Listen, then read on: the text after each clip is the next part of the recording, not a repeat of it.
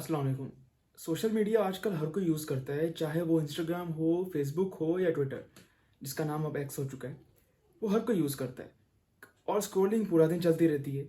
Scroll करते हुए आपने नोटिस किया होगा कि हमेशा कुछ वीडियोज़ के बाद 1-2 ऐसी वीडियोज़ आएँगी जहाँ एक बंदा होगा, वो आपको बताएगा कि ये मेरा कोर्स है और ये आप बाय करें। और ये आखिरी कोर्स होगा जो आपको बाय करना पड़ेगा क्योंकि ये इतना बेस्ट है कि इसके बाद आपको पैसा कमाने के लिए किसी और कोर्स की ज़रूरत नहीं पड़ेगी। बेसिकली जो वीडियो है आज की, it's about money and building a solid foundation for it. और डिस्क्लेमर पहले ही मैं दे दूं कि ये वीडियो मेरी एज ग्रुप के लोगों के लिए, विच इज़ अराउंड 10 to 20, इतने साल के लोग ये वीडियो देख सकते हैं। इससे बड़े जितने भी हैं उनके लिए ये वीडियो एज सच कोई काम की नहीं होगी, क्योंकि मोस्टली जो चीज़ों के बारे में बात करूंगा वो बड़ी एज वालों को पता होती हैं। अब सवाल ये है कि मनी है क्या और उसकी ज़रूरत क्यों है। तो एक सिंपल गूगल सर्च करने के बाद आपको पता चल जाएगा कि money is just a means of exchange. कोई भी चीज़ ट्रेड करने के लिए, खरीदने या बेचने के लिए आप पैसा यूज़ करते हैं। और ये एक चीज़ पे मैं फोकस करना चाहूँगा, वो ये है कि करंट। अब डेफिनेशन में देखेंगे करंट लिखा हुआ होगा और इस पे मैं फोकस करना चाहता हूँ। ये मनी जो है, ये नोट्स और सिक्के, ये आज के जो हैं वो एक स्टैंडर्ड है जिस पे एक्सचेंज होती हैं चीज़ें, ट्रेड होता है। हज़ारों साल पहले ये चीज़ें नहीं थी, तो इससे पहले क्या था? वो ये था कि गुड्स जो थी वो एक स्टैंडर्ड थी जिस पे आप चीज़ें एक्सचेंज करते थे। फॉर एग्जांपल, मैं हूँ और मेरे साथ एक बंदा है जिसका नाम है अली। मेरे पास एक बकरी है, अली के पास आटे की बोरी है। अब मुझे अली से आटा चाहिए खाने के लिए, ऑब्वियसली मुझे वो चाहिए, और अली को बकरी चाहिए। तो हम अब एक दूसरे से एक्सचेंज करेंगे। जिस तरह 5,000 की नोट की वैल्यू हमने दिमाग में बनाई हुई है ना कि इसकी वैल्यू ये है, इसके बदले में हम ये खरीद सकते हैं, उसी तरह उस बकरी की या उस आटे की वैल्यू थी। और भी बहुत कॉम्प्लेक्स इसमें चीज़ें हैं समझने के लिए, पर मैं समझता हूँ कि बेसिक्स और एक फाउंडेशन बनाने के लिए इससे ज़्यादा किसी चीज़ की ज़रूरत नहीं है। तो बस एक डेफिनेशन आप दिमाग में रख लें कि मनी जो है बस वो एक मीन्स ऑफ एक्सचेंज है और इसीलिए हमें इसकी ज़रूरत है।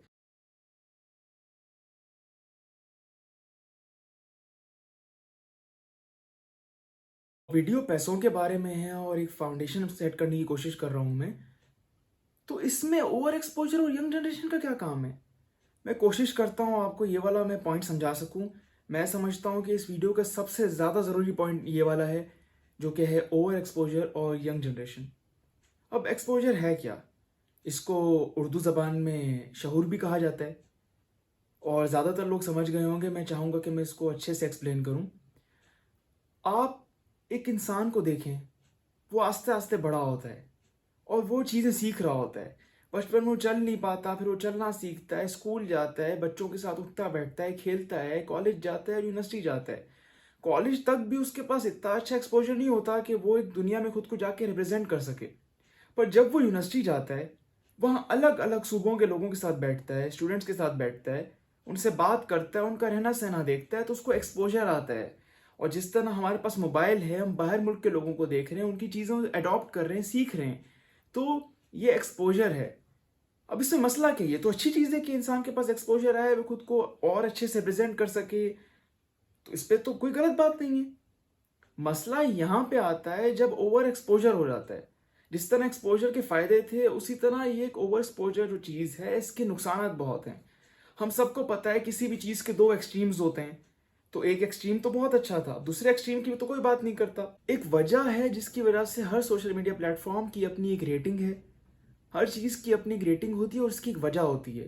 क्योंकि वक्त से पहले ना बहुत सी ऐसी चीज़ें हैं जो आपको नहीं जाननी चाहिए। एक 12 साल के बच्चे को अगर आप ब्लड दिखा देंगे ना, चाहे वो एक मूवी सीन में दिखाएं या एक गेम में दिखा दें, उसकी जो मेंटल हेल्थ के साथ चीज़ें होंगी, इसके ऊपर बहुत रिसर्च हुई हुई है। और मैंने 3 जो आर्टिकल्स हैं उनके डिस्क्रिप्शन में लिंक डाल दिए हैं, जहाँ पर यह बात की जा रही है कि सोशल मीडिया की क्या क्या इफेक्ट्स हैं बच्चों पे। और उन पे उन लोगों ने रिसर्च में जो बच्चे लिए हैं, वो 8 से 10 साल की एज ग्रुप से लेकर 18 साल तक के बच्चों को लिया है, और उसमें देखा गया है कि उन पे क्या इफेक्ट्स आ रहे हैं सोशल मीडिया की वजह से।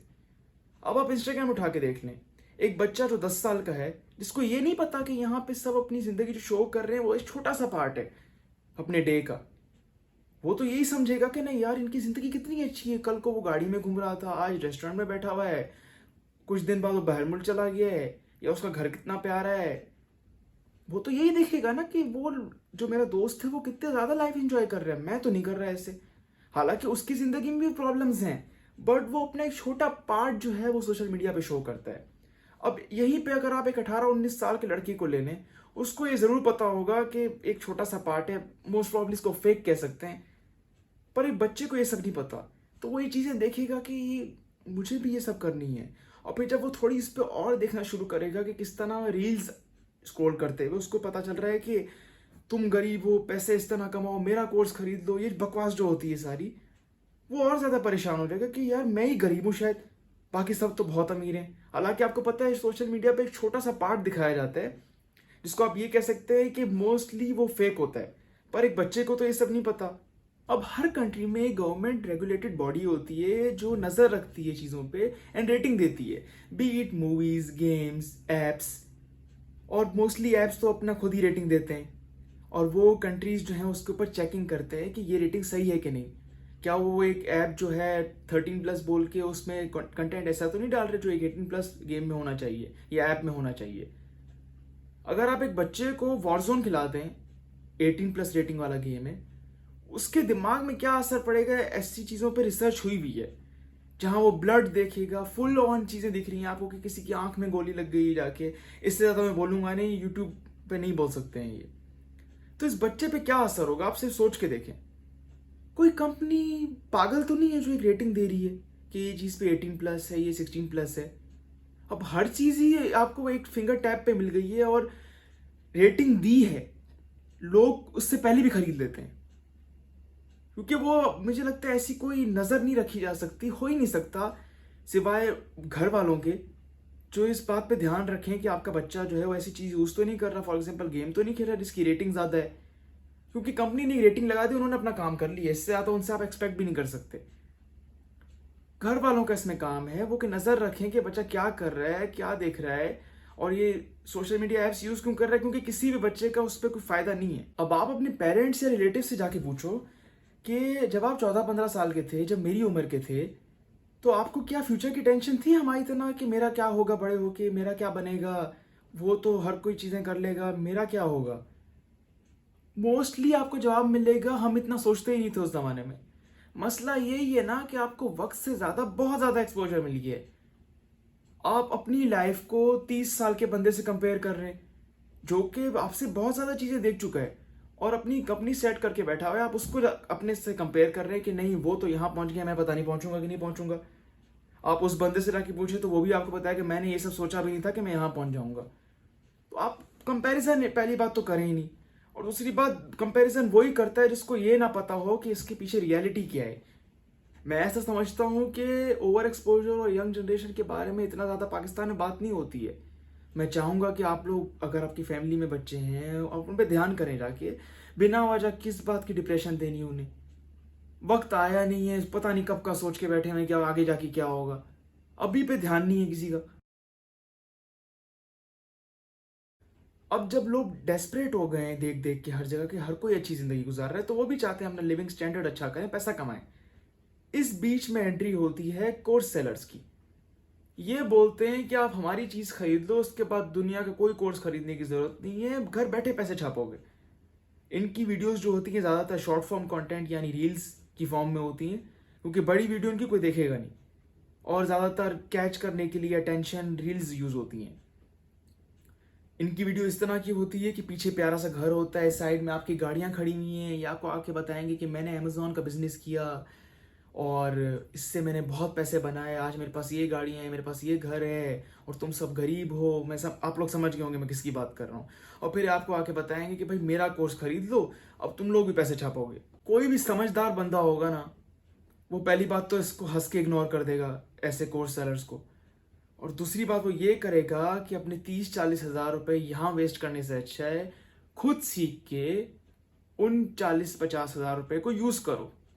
इन पे वेस्ट करने के बाद जब आपने कोर्स खरीद लिया, फॉर एग्जाम्पल आपके पास 40 हज़ार रुपए की सेविंग्स थी, 30 हज़ार रुपए का आपने कोर्स खरीदा, 10 हज़ार रुपए में आप क्या करोगे मुझे बताओ। 10 हज़ार का फोन भी नहीं आता। काम किए जा सकते हैं, पर जो इन्होंने अमेजोन वाला आपको जो बेचा है ना कि भाई इससे पैसे बनेंगे, 10 हज़ार में मैं लिख के दे रहा हूं अमेजोन, तो कभी नहीं हो सकता। अब सोचोगे इस वीडियो में मैं थोड़ा सा एग्रेसिव हो रहा हूँ क्योंकि इतना ज़्यादा मैंने इनकी बकवास देख ली है, सॉरी मेरी लैंग्वेज पे। इतनी ज़्यादा मैंने इनकी चीज़ें देख ली हैं कि गुस्सा आने लग गया कि लोगों को तो शायद पता ही नहीं है और वो किसी को भी पागल बनाए जा रहे हैं। और जब जितने भी मैं बताता हूँ ना, ग्रुप्स भी बने हुए हैं फेसबुक पे। वॉइस ऑफ कस्टमर एक ग्रुप है, आप वहाँ जाके देख लें, जहाँ पे लोग आके गालियाँ दे रहे होते हैं फिर इन्हें कि मैंने इसका कोर्स खरीदा, कोर्स तो बिल्कुल फ्रॉड था इसका, जो चीज़ें आपको गूगल पे फ्री में मिल जाती हैं वो उसने अपने नाम से बना के डाल दी और अब मेरे पैसे भी वेस्ट हो गए। फिर बस आके आपको सिंपैथी ही मिल सकती है और कुछ नहीं हो सकता। अब मैं ये बिल्कुल नहीं कह रहा कि जो आपको चीज़ें दिखाई जा रही हैं वीडियो में, घर गाड़ी, वो फेक है, इनकी अपनी है ही नहीं। हो सकता है वो, पर कितने % चांसेस हैं कि वो चीज़ें रेंटेड हैं। चीज़ें रेंट पे मिलती हैं आपको, कार तो आराम से आपको रेंट पे मिल जाएगी, अच्छी से अच्छी गाड़ी आपको रेंट पे मिल जाएगी। आपके लिए तो ये वन टाइम इन्वेस्टमेंट हुई ना, आपने एक दिन के लिए गाड़ी रेंट पे की, आपने बहुत सारी उस वीडियो शूट कर ली, देन बस आपको प्रमोट करना है वो वीडियो को। ये वन टाइम इन्वेस्टमेंट थी, इसके बाद तो आप कोर्स बेच के अपनी इन्वेस्टमेंट निकाल लोगे। और अगर वन टाइम नहीं तो एटलीस्ट आपको मंथ तक ये चीज़ करनी है ताकि आपकी अच्छी फॉलोइंग बन जाए। बस जैसे ही आपको अटेंशन मिली लोगों की, आपका कोर्स बिकना शुरू, आपके पैसे वापस आ गए। कोर्सेज तो बुरे नहीं होते, पेड कोर्सेज बुरे होते हैं। मैं ये सजेस्ट करूंगा कि आप फ्री कोर्सेज की तरफ जाएं जो कि बहुत अवेलेबल हैं। वेबसाइट्स बहुत ज़्यादा हैं, मैं खुद नाम नहीं बता रहा आपको, मैं चाह रहा हूँ कि आप खुद रिसर्च करें जिससे आपको और ज़्यादा सीखने को मिलेगा। अगर मैंने आपको नाम बता दी तो क्या ही फ़ायदा हुआ, यहाँ से लिंक खोला चलेगा उसके अंदर।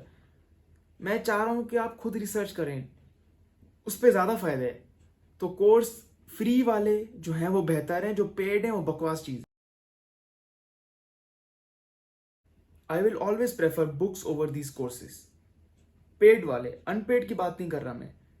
बुक्स जो है वो ज़्यादा वैल्यू होल्ड करती हैं। एक राइटर जो है वो बुक लिख रहा है, उसने ज़िंदगी में एटलीस्ट कुछ किया तो है। मैं ये नहीं कह रहा कि जो कोर्स सेल कर रहे हैं वो कुछ नहीं किया उन्होंने। मैं एक बात करना चाह रहा हूँ, एक कि ज़्यादातर जो आजकल आपको दिख रहा है ना, हर कोई निकल के आ गया, ऐसा लग रहा है अपना हाथ झाड़ो 5-6 कोर्स वाले निकल आएंगे कि ये हमारा कोर्स खरीदो। इतने ज़्यादा लोग हैं फेसबुक पे। मैं झूठ बोल रहा हूँ, आप सर्च करके देख लें, स्क्रोलिंग करेंगे आपको मिल जाएंगे। ज़्यादा से ज़्यादा आपको 3-4 वीडियो पैसे कमाने पे देखनी है, उसके बाद आप जब स्क्रॉल करेंगे हर 3 वीडियो के बाद एक वीडियो आएगी जहाँ पे बंदा अपना कोर्स सेल कर रहा होगा। बुक्स की बात पे वापस आते हैं। जो राइटर है एटलीस्ट उसने कुछ किया है ज़िंदगी में, आप उसकी हमेशा बायोग्राफी देख सकते हैं, गूगल पे सर्च करके उसके बारे में देख सकते हैं कि राइटर किस तरह का है। बुक का रिव्यू देख सकते हैं, और मोस्टली जितने भी यूट्यूबर्स हैं बहुत अच्छे हैं जो रिव्यूज़ करते हैं और आपको बता भी देंगे कि ये चीज़ें ज़िंदगी पे अप्लाई हो सकती हैं कि नहीं। बुक्स के साथ अगर आप फ्री कोर्सेज को भी अलाइन कर दें, एक कॉम्बो बना लें, तो एक इतना अच्छा आपका कॉम्बिनेशन बन चुका है। अगर आप इस चीज़ पे फोकस करते हैं, इन पे पढ़ते रहें, इनसे नॉलेज गेन करें, तो आप बहुत आगे बढ़ सकते हैं ज़िंदगी में। मैं ये नहीं कह रहा कि आप बुक्स खरीदें ओरिजिनल फॉर्म में, हालांकि खरीदनी इसी में चाहिए, पर क्योंकि एक्सपेंसिव है डॉलर रेट की वजह से, बहुत सी वेबसाइट ऐसी हैं जहाँ पे आप जाके बुक्स खरीद सकते हैं जो कि PDF प्रिंटेड हैं, और वो आपको 300 से 500 रुपये के बीच में मिल जाएंगी। तो जहाँ पे एक बुक आपको 5,000 रुपये की मिल रही थी, 2,000 रुपये की मिल रही थी, वहाँ पे आपको PDF प्रिंटेड बुक 200 से 300 रुपये की मिलेगी। आप चाहें तो PDF खुद भी पढ़ सकते हैं, पर मैं हमेशा कोशिश करता हूँ कि फिजिकल फॉर्म में बुक होनी चाहिए। फ्री कोर्सेज और बुक का अगर आपने कॉम्बिनेशन मिला दिया, ट्रस्ट में आप बहुत नॉलेज उससे गेन करेंगे। और अगर आप कह रहे हैं कि आपके पास इतना टाइम नहीं है क्योंकि आप न्यूबी हैं रीडिंग में, तो आपको ऑब्वियसली ज़्यादा टाइम लगेगा, आपको वो ट्रिक्स नहीं पता पढ़ने की, तो मैंने डिस्क्रिप्शन में एक वीडियो का लिंक दे दिया है जहाँ पे जो कि यूट्यूबर हैं, well known millionaire, genuine millionaire, वो 100 बुक्स के बारे में बात कर रहे हैं जो उन्होंने लाइफ में पढ़ी है, और उन हर बुक में से एक एक पॉइंट के बारे में वो बात कर रहे हैं और अपनी ज़िंदगी से भी उस पॉइंट को लिंक कर रहे हैं। तो मैं चाहूँगा कि वो 18 मिनट की जो वीडियो है जहाँ पे 100 बुक्स या आई थिंक 50 बुक्स थी उनके बारे में जो बात हो रही है, प्लीज़ वो जाके वीडियो देखें, और फिर आपको ऑब्वियसली उससे मोटिवेशन मिलेगी कि आप भी बुक रीडिंग स्टार्ट करें। इस वीडियो का नाम था money and building a solid foundation. Solid foundation के लिए आपके पास नॉलेज की ज़रूरत होती है ताकि आप एक फाउंडेशन बना सकें। फाउंडेशन यंग एज में बनती है। जितने भी मेरी एज ग्रुप के लोग हैं, हमारे पास एक ऐसी चीज़ है जो हमसे बड़ों के पास नहीं है, जो कि यूनिवर्सिटी जाने वाले बंदे के पास भी नहीं है। ज़्यादातर वक्त, बहुत सारा, वो भी फ्री। ज़्यादातर हम लोग फारिग ही बैठे होते हैं, तो अपने इस फ्री टाइम को यूटिलाइज करें अपने फ़ायदे के लिए। क्योंकि देखिए, स्टेबिलिटी अगर आप चाहते हैं ना ज़िंदगी में कि आगे आके आपको मिले, तो उसके लिए आपको एक अच्छी फाउंडेशन बनानी पड़ेगी। Earn as much as possible. मैं सजेस्ट करूँगा आप लोग बेसिक्स से स्टार्ट करें, पर्सनल फाइनेंस के बारे में सीखें। एक गेम था, मुझे याद पड़ता है, उसका नाम था पॉम पार्क। मैं चाहूँगा कि आप वो गेम खेलें। वो आप iOS एंड एंड्रॉयड दोनों पे डाउनलोड कर सकते हैं, लिंक मैंने डिस्क्रिप्शन में दे दिए हैं। उसमें आपको पर्सनल फाइनेंसिंग के बारे में बताई जा रही है, एक गेम की तरह, एक कार्टूनिश वे है, उसमें आपको पर्सनल फाइनेंसिंग बताई जा रही है। इसमें लेवल्स हैं, बेसिक से लेकर आप प्रो तक जा सकते हैं, और आपको सर्टिफिकेट्स भी मिलेंगे, यानी आप एक अचीवमेंट टाइप फील करेंगे कि मैंने ये पढ़ लिया। आप दिखा भी सकते हैं सबको कि भाई मैंने फाइनेंशियल कोर्स कर लिया है, ये मुझे सर्टिफिकेट मिला है। तो इस गेम से आप सीख सकते हैं। तो मैं चाहूँगा कि आप, अगर आपके घर में छोटे बच्चे हैं तो उनको ये गेम खिलाएं, और गेम की फॉर्म में वो ज़्यादा इन्जॉय करेंगे। बच्चे हैं वो इस गेम को ज़रूर इन्जॉय करेंगे और सीखेंगे भी। अब एक बच्चे को अगर आप एक वीडियो दिखा देंगे जहाँ पे कोई आपको समझा रहा हो ये यही पर्सनल फाइनेंस की चीज़, तो वो बच्चा उसको इन्जॉय नहीं करेगा और बोर होकर देखेगा ही नहीं। पर एक बड़ी उम्र वाला उस चीज़ को देख सकता है। तो गेम जो है वो हर उम्र का बंदा कर सकता है, खेल सकता है। तो मैं सजेस्ट करूँगा कि आप ये ज़रूर डाउनलोड करें, इससे आपको पर्सनल फाइनेंस के बारे में पता चलेगा। मैक्रो एंड माइक्रो इकोनॉमिक्स के बारे में आप सीखें। डिग्री करने की ज़रूरत नहीं है, बेसिक्स इसके बहुत PDF आपको अवेलेबल मिलेंगे गूगल पे, सिर्फ सर्च करने की देर है। यूट्यूब पे वीडियोस भी हैं, पेड कुछ नहीं लेना, हर चीज़ फ्री में अवेलेबल है, तो उस अपॉर्चुनिटी को यूज़ करो। और भी स्किल्स हैं जिन पे मैं काम कर रहा हूँ, कोशिश कर रहा हूँ कि उनमें मैं बेहतरी लाऊं, और मैं चाहूँगा कि हर कोई उस स्किल्स पे काम करे जो चाहता है कि एक अच्छी लाइफ गुजारे आगे चल के। वो है आपकी स्पीकिंग स्किल्स पे आप काम करें, बॉडी लैंग्वेज पे अपनी काम करें, खुद को प्रेजेंट किस तरह करना है इस पे काम करें, और लोगों को और रूम रीड करना सीखें कि कहाँ पे क्या बात करनी है, ये भी बहुत ज़रूरी है। अब स्पीकिंग स्किल्स की मैं बात क्यों कर रहा हूँ, आपने फाइवर का नाम सुना होगा। वहाँ पे आप जब अपना क्लाइंट लेते हैं तो आपकी स्पीकिंग स्किल्स ही हैं जो टाइपिंग में काम आ रही होती हैं। क्लाइंट आपसे एक काम करवाने आ रहा है, या ये आपकी स्किल है कि आप उसको 3-4 चीज़ें और बेच दे रहे हैं और वो आपसे फिर वो करवा रहा है, तो स्पीकिंग स्किल्स में आ गया। और अगर प्रैक्टिकल लाइफ में चले जाएं तो आपकी बॉडी लैंग्वेज बहुत ज़्यादा ज़रूरी है कि आप बात करते हुए अपनी बॉडी को किस तरह यूज़ कर रहे हो, आप खुद को किस तरह प्रेजेंट करते हो। तो ये सब चीज़ें बहुत ज़रूरी हैं, चाहे वो जॉब हो गई या बिजनेस आपका। वहाँ पे आपकी स्पीकिंग स्किल्स जो हैं, आपकी बॉडी लैंग्वेज जो है, वो बहुत ज़्यादा ज़रूरी है। आपकी जो स्किल है रूम रीड करने की, किस तरह आप खुद को कंडक्ट करना है, क्या बात करनी है, वो बहुत ज़्यादा ज़रूरी है। मैं नहीं जानता कि कोई अच्छा बिजनेसमैन हो जिसको बात ना करने आती हो। ये चीज़ें तुक्के पे नहीं हो जाती हैं, इसके पीछे लाइफ लॉन्ग मेहनत होती है। तो अगर आप अभी से शुरू कर दें तो आगे जाके आपको कितना ज़्यादा फायदा होगा। आप नोटिस करेंगे इस पूरी वीडियो में मैंने कोई ऐसी बात ही नहीं की कि ये एक चीज़ कर लो आप इससे पैसा बना लोगे। मैंने तो सिर्फ आपको ये कहा है कि अपनी एक फाउंडेशन अच्छी बना लें, स्किल्स अडॉप्ट करें, बुक्स पढ़ें, फ्री कोर्सेज अवेल करें, उनसे सीखें, ताकि आप एक अच्छी फाउंडेशन बना लें, फिर आप जाके एक्सेल करें लाइफ में। अब जब आपकी बेस ही वीक है बिल्कुल, तो आप क्या एक्सपेक्ट करते हैं कि आप आगे जाके क्या कर लेंगे लाइफ में? नाकामी का ही सामना करना पड़ेगा। क्या आपकी बेस ही वीक है? आपने खुद पे काम ही नहीं किया बचपन में जब आपके पास बहुत ज़्यादा टाइम था। रोने धोने से कुछ नहीं होता, खुद पे काम करें। इन चीज़ों को, जो चीज़ें आपको फ्री में मिली हुई है ना, उनको यूज़ करें अपने एडवांटेज में। किसी चीज़ को पेड खरीदने की ज़रूरत नहीं है जो फ्री में मिली हुई है। यूट्यूब है ना, इस पे एंजॉयमेंट के अलावा और चीज़ें भी की जा सकती हैं। अब मेरा ये बिल्कुल मतलब नहीं है कि आप फ्री अपने टाइम को एंजॉय ना करो। मैं खुद गेमिंग करता हूँ, जो स्पोर्ट्स खेलते हैं मैं उनको सजेस्ट करता हूँ और स्पोर्ट्स खेलो, पर अपनी लाइफ में एक टाइम टेबल को इम्प्लीमेंट करो कि इस टाइम पे मुझे ये करना है, इस टाइम पे मुझे ये करना है। पूरा दिन गेमिंग या पूरा दिन स्पोर्ट्स खेलने से भी कुछ नहीं होगा ज़िंदगी में। इंजॉयमेंट के लिए आप 2 घंटे निकाल लो, 2 घंटे आप बेशक क्रिकेट खेल सकते हो, फुटबॉल खेल सकते हो। मैं जैसे वॉरजोन खेलता हूँ, मुझे पसंद है वो बहुत खेलना। मैं ऑनलाइन गेम्स खेलता हूँ या प्ले स्टेशन पे गेम्स खेलता हूँ, मुझे वो पसंद है। तो फ्री टाइम में इंजॉय भी करना है, पर साथ साथ चीज़ें भी सीखनी है। अब ये मैनेज करना भी थोड़ा सा मुश्किल है, मैं जानता हूँ, इस पर टाइम लगेगा, पर मैनेजमेंट के लिए मैं चाहूँगा कि कोशिश करें आप लोग, इस पर सर्च करें थोड़ा कि टाइम को किस तरह मैनेज करना है। क्योंकि ज़ाहिर है स्कूल की पढ़ाई भी नहीं छोड़नी, एन्जॉयमेंट भी करनी ही है, बोरिंग थोड़ी ज़िंदगी गुजारेगा कोई। और साथ में आपको ये स्टेबिलिटी के लिए, फाइनेंशियल स्टेबिलिटी के लिए जो मैंने बताया है, स्किल्स भी, ये भी, इन पे भी काम करना है। इस वीडियो में जितने भी मैं टॉपिक से बात करना चाहता था वो मैंने कवर कर लिए हैं। एक आखिरी टॉपिक बचता है जो मैं समझता हूँ कि फ़र्ज़ है मेरा बताना। जहाँ मैंने ये सब चीज़ों की बात कर ली है, ये भी मैं शेयर कर ही देता हूँ। ये कुछ स्मॉल बिजनेस आइडियाज़ थे मेरे जिन पे मैंने काम किया था, वर्किंग की थी, पर वो एग्जीक्यूट नहीं हो पाए। 3 से 4 है, मैं वो बताना चाहता हूँ। पहला ये था कि मैं और मेरा एक दोस्त है जिसका मैं नाम नहीं बताऊंगा आपको। ये आज से कोई 2 साल पुरानी बात है। हम लोगों ने सोचा कि हम अपने एक बिजनेस करते हैं स्टार्ट। तो अब सोचा कि बिजनेस हमें क्या करना चाहिए। बहुत सारे आइडियाज़ के बाद हमारे दिमाग में एक आइडिया आया, वो था क्लोथिंग ब्रांड का। क्लोथिंग ब्रांड में हमने कहा कि हम बनाएंगे हुडीज़, बनाएंगे कैप्स, बनाएंगे shirts, sweat shirts, pants, track suit, ये सब। और स्टार्ट में हमने पहले सोचा था हुडीज़ और शर्ट से करेंगे। एंड इस पे ये भी डिपेंड करता था हम कौन से सीज़न पे जाके स्टार्ट करेंगे, क्योंकि ज़ाहिर है इस पे पूरा काम होना था।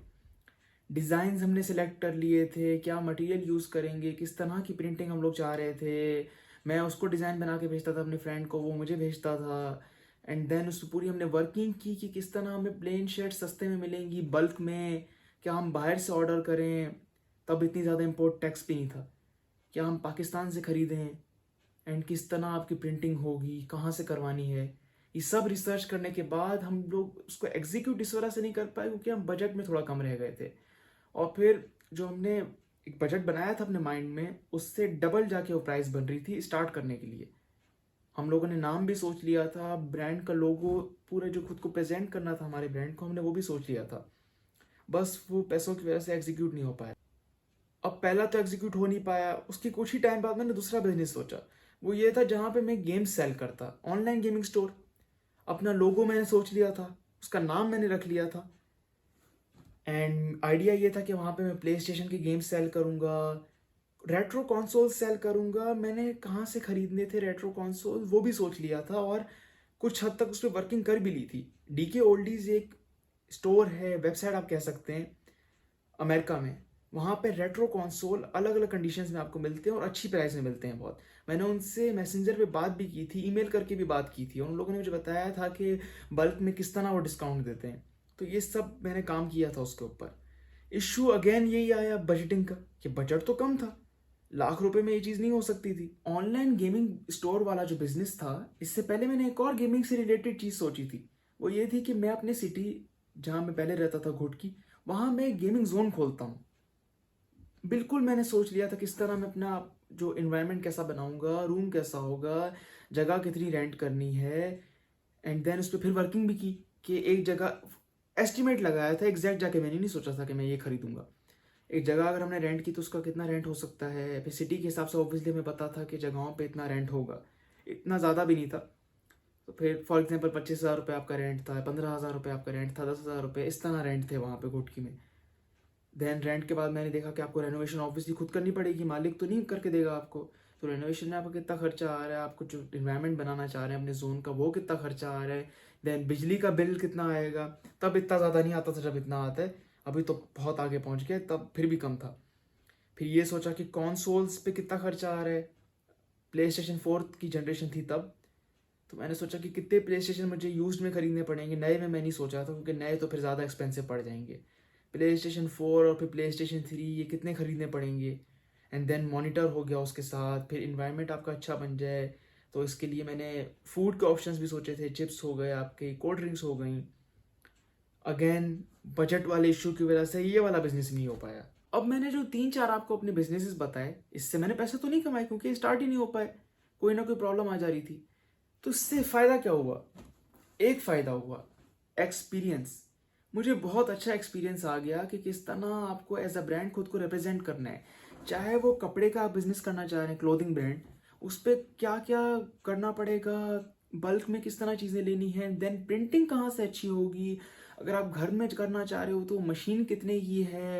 मैंने इस पर प्रॉपर रिसर्च की थी, वीडियोस देखी थी यूट्यूब पे कि किस तरह आप अपना रूम को ट्रांसफॉर्म कर सकते हो एक छोटे से बिजनेस रूम में। देन गेमिंग से रिलेटेड अगर आप स्टोर खोलना चाह रहे हो ऑनलाइन या फिजिकल, तो आपको सस्ते में बल्क में गेम्स कहाँ से मिलेंगी, यूज्ड न्यू, इस पर भी मैंने रिसर्च की।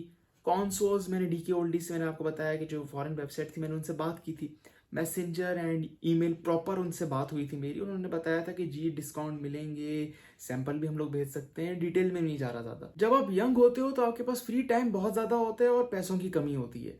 इस फ्री टाइम को अपने लिए यूटिलाइज करो। पूरी वीडियो में मैंने इसकी बात की है। एक्सपेरिमेंट्स करो। बिजनेस के बेशक पैसे नहीं है, आइडियाज तो सोचो कि मैं क्या करना चाह रहा हूँ, क्लोथिंग ब्रांड है या कुछ भी आप करना चाह रहे हो, आइडियाज सोचो। एंड देन अपने दोस्तों से वो डिस्कस करो वो आइडियाज। मोस्टली कोई नहीं हंसेगा आप पे, वो अपने आइडियाज देंगे और कहेंगे हमें भी अपने साथ ले लो। एक्सपीरियंस आएगा आपको इन एक्सपेरिमेंट्स से। मैं सच बता रहा हूँ कि यंग एज में कुछ ही लोग हैं जो पैसे कमा रहे हैं आजकल। यंग एज में पैसे कमाना बहुत ज़्यादा मुश्किल है, मैं समझता हूँ। इसीलिए मैं कह रहा हूँ कि अगर आपके पास अपॉर्चुनिटीज़ पैसे कमाने वाली नहीं है तो आप इस टाइम को यूज़ करके एक फाउंडेशन बनाओ। अब मेरे जानने वाला एक बंदा है जो अपने पैसों से दुबई गया, और वो मुझसे कोई 1-2 साल बड़ा होगा शायद सिर्फ। आज अगर वो फ्रीलांसिंग कर रहा है और एक अच्छे पैसे कमा रहा है तो इसके पीछे बहुत ज़्यादा मेहनत है। वो 3 क्लास में जो मेहनत की थी उसने, जो उसने काम सीखा था, वो आज जाके काम आ रहा है। ऐसे नहीं कि ओवरनाइट सक्सेस नहीं हुई है उसकी, मेहनत है उसके पीछे। तो अगर आपने इतने साल वेस्ट कर दिए फॉर एग्जाम्पल, तो देर आए दुरुस्त आए। अभी शुरू करो मेहनत आज से। आज से अपने आइडियाज़ पे काम करो, छोटी मोटी स्किल्स डेवलप करो। स्पीकिंग स्किल्स, जितनी भी स्किल्स की मैंने बात की उनको डेवलप करो ताकि आप आगे जाके सक्सेसफुल हो। किसी भी यंग एज में अगर आप देख रहे हो ना जो कमा रहे हैं, तो ये भी देखो उसके बैकग्राउंड में कितनी मेहनत है। मैं तो अपने म्यूचुअल बंदे की बात कर रहा हूँ जिसको मैं जानता हूँ, जो कि मेरा अपना फ्रेंड है। मैं उसकी बात कर रहा हूँ कि मुझे तो पता है ना उसकी क्या मेहनत है पीछे से। अगर आप कोई स्किल की बात कर रहे हो, फॉर एग्जाम्पल आप सीखना चाह रहे हो ग्राफिक डिजाइनिंग या इलिस्ट्रेशन वाला काम आप करना चाह रहे हो, तो आपको ज़रूरत नहीं है कि आप जाके अब किसी सेंटर में जाके सीखो और पैसे भरो। यही चीज़ आप फ्री में टॉप क्लास बंदे से सीख सकते हो जिसने अपनी पूरी ज़िंदगी इस चीज़ से पैसे कमाए, फ्री में। कोई पैसा देने की ज़रूरत नहीं है। चैनल का नाम है GFX मेंटोर, डिस्क्रिप्शन में अगेन इसका भी लिंक है। यहाँ पे आप जाके फ्री में ग्राफिक डिज़ाइनिंग हो गई और वीडियो एडिटिंग, ऐसे बहुत सारे कोर्स आप वहाँ जाके सीख सकते हो अपने इस फ़ोन पे। अगेन कोई बहाना ही नहीं रहेगा कि आप ना सीख सको। मैं फिर से कहूँगा कि प्लीज़ अवॉइड करो पेड कोर्सेज़ को, और पेड ये जितनी भी आपको चीज़ें सेल की जा रही हैं इनको आप प्लीज़ अवॉइड करो। हर चीज़ गूगल पे सीखी जा सकती है।